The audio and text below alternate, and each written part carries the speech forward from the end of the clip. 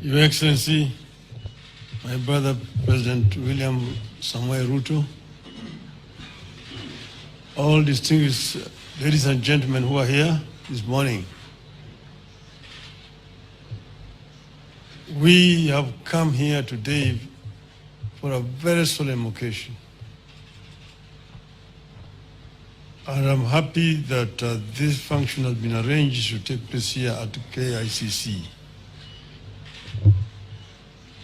As my colleague Stephen Kalonzo Musyoka said, we are at a crossroads as a country.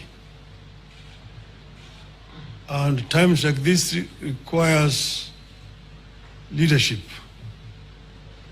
the country to move forward. What we are doing today is a culmination of a process that began sometime last year when President Olusegun Obasanjo came to mediate and the conflict that was raging on at that time. We agreed when we sat together, myself and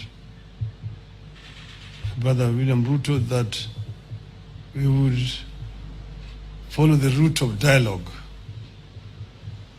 And that is the reason why NADCO was set up.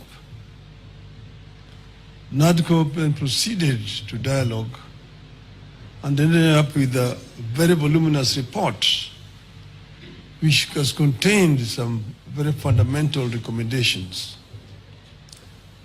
This bill that has now been signed into the law today is just one of those. But the NADCO report contains very many issues which are at the heart of the people of Kenya today. If you see the issues which are being raised by our youth, most of them are actually contained in the NADCO report. But if this NADCO report is implemented fully, you'll be able to address all those issues which these young people are raising. We are, as I've said, at a very, very crucial juncture in the history of our country. Our country has moved forward. There have been highs and lows in our history, 61 years. We needed to move forward. And I want to say, at this moment in time, my brother, that we require now a wider engagement so that people have an opportunity to vomit all that is there in their chest in order that we can be able to find a way forward. I therefore want to support the proposal of my brother Stephen Kalonzo Musyoka that we have this conversation. It may not take more than 2 weeks, but it brings all the stakeholders together. Today, our society is fairly stratified. Nearly 70% of our population is below the age of 35, the youth. If you say that between 35 and 18 constitute about 40%, we need that 40% to be present when this dialogue is taking place. And then the rest can fill the rest. And then we just talk about the Kenya we want. The Kenya we want convention. Out of that will come out recommendations that will help us to resolve this issue once and for all. And that will be my proposal, Your Excellency. I think that Kenya deserves better. The issues of employment, the issues of discrimination, the issues of corruption, the issues of gender, and so on, are issues that need to be addressed in a wider forum. I think that it is possible to do.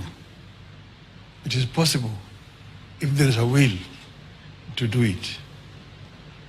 And then here again, the IBC is a very important institution. It's not the first time we've had issues with IBC. If we find a solution to this issue of IBC, it will be on the way to resolving very many issues in our country. You will remember in the last elections, the whole world was stunned when we saw an election commission that was completely divided. Some saying one thing, others saying one thing.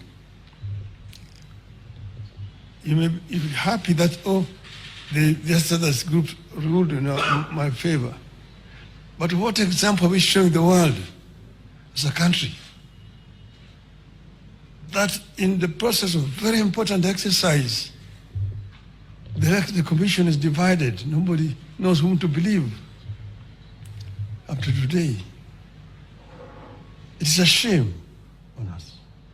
And we're sure that we have got men and women here in this country who can actually do a better job. And that will help to unify this country.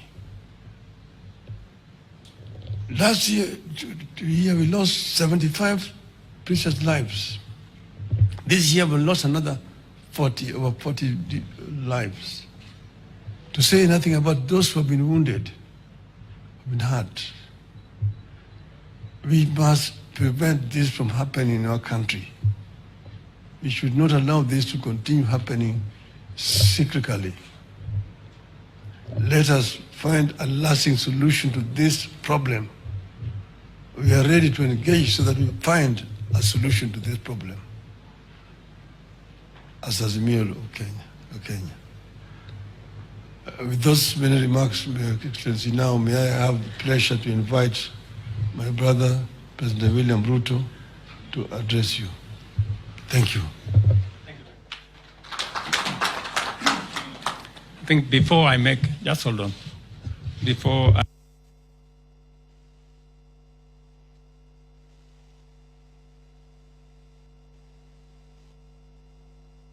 I make some remarks. I have listened very carefully to the leaders who spoke. As